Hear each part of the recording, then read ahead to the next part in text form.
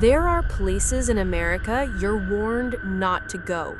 Not because they're dangerous in the usual way, but because something ancient lives there. Something watching.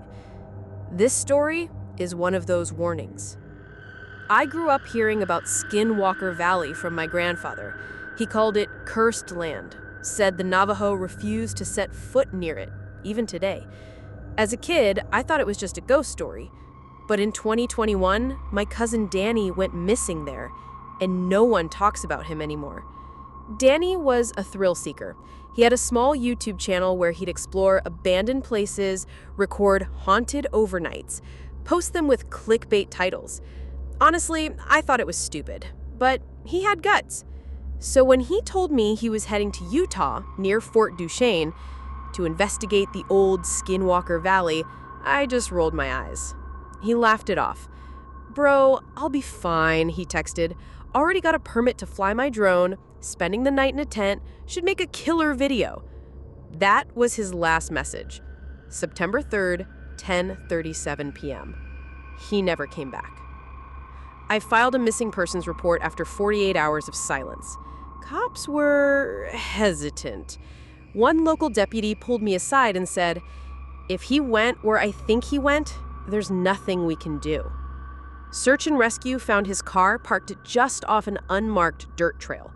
Desert brush, faded animal tracks. Inside the vehicle, his phone, his drone controller, a half-eaten protein bar. No signs of a struggle. But then we found the tent. About 2 miles deep into the brush, collapsed, torn from one side, like something had clawed through it. His backpack was there, unzipped, some camera gear scattered, no blood, no tracks, no Danny. Weeks passed.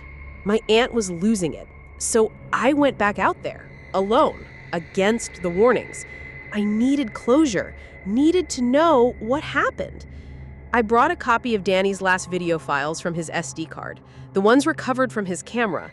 They weren't public, just raw clips. September 3rd, 9:12 p.m. He's recording himself by a campfire. Wind howling, coyotes howling louder. "Yo, this is crazy," he says to the camera. "Heard weird chanting just now. There's nothing for miles, but it sounded close. I thought it was a prank. I shouted back, got silence." Then he spins the camera, points toward the darkness beyond his tent.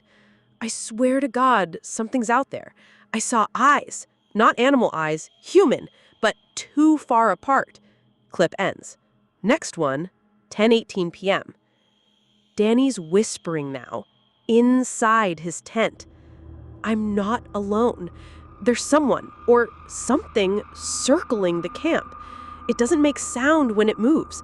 I thought it was a deer, but it stood up, tall, taller than me." I paused that clip. I felt cold, like something was watching me through the screen.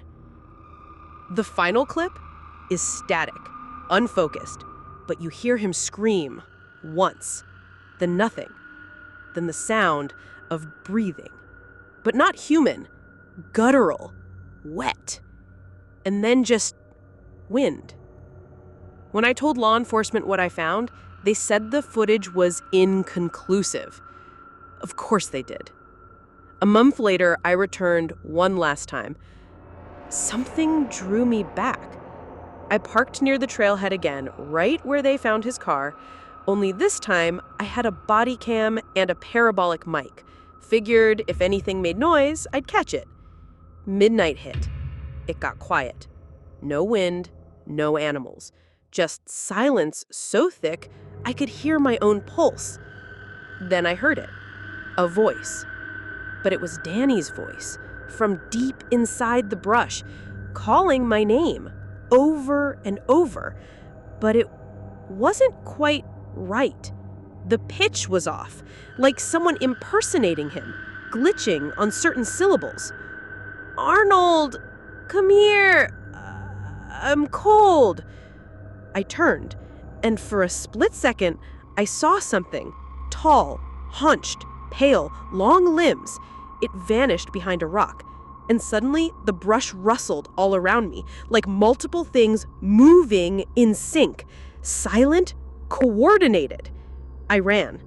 I don't remember getting back to the car, but I drove till sunrise and didn't look back. Back home, I rewatched the body cam footage. At exactly 12:41 a.m., there's a 3-second frame of a face peeking from behind a tree. Its eyes are hollow, its jaw dislocated, but the skin, it's wearing Danny's face. I didn't sleep for 3 days. I've since read the legends, the ones the Navajo don't like to share, about skinwalkers, witches who wear the flesh of those they kill, lure others into the wild, mimic voices, steal faces. And I believe it, because Danny never came back from Skinwalker Valley, but something pretending to be him did.